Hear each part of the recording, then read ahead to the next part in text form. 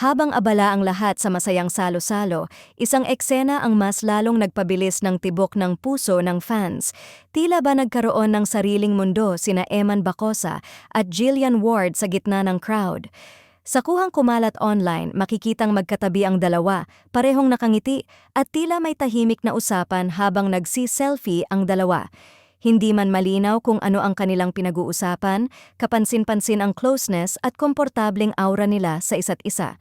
Para sa netizens, hindi ito basta simpleng pagkakatabi. May kakaibang lambing at natural na chemistry raw na hindi pwedeng itanggi.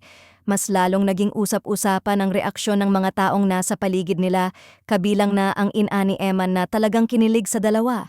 Habang ang iba ay nakatingin at nakangiti, sina Eman at Jillian ay tila hindi alintana ang kamera. May sarili silang mundo, komento ng isang fan.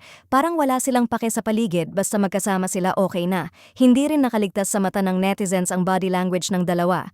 Si Eman, relax at bahagyang nakasandal papalapit kay Jillian, habang si Jillian naman ay composed pero halatang komportable sa presensya ng atleta.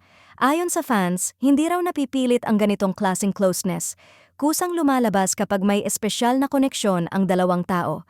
Sa kabila ng walang kumpirmasyon tungkol sa tunay na estado ng kanilang relasyon, lalong umiinit ang espekulasyon.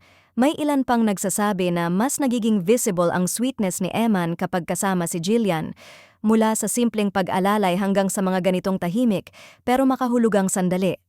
Para sa supporters, hindi na kailangan ng matitinding sweet gestures. Sapat na raw ang mga ganitong eksena kung saan ramdam ang comfort, respeto, at genuine happiness ng dalawa sa piling ng isa't isa. At habang patuloy silang nagiging sentro ng usapan online, isang bagay ang malinaw. Sa mata ng fans, hindi na lang ito simpleng pagkakaibigan. May sariling kwento, may sariling mundo, at posibleng may mas malalim pang pinanggagalingan ang kanilang koneksyon.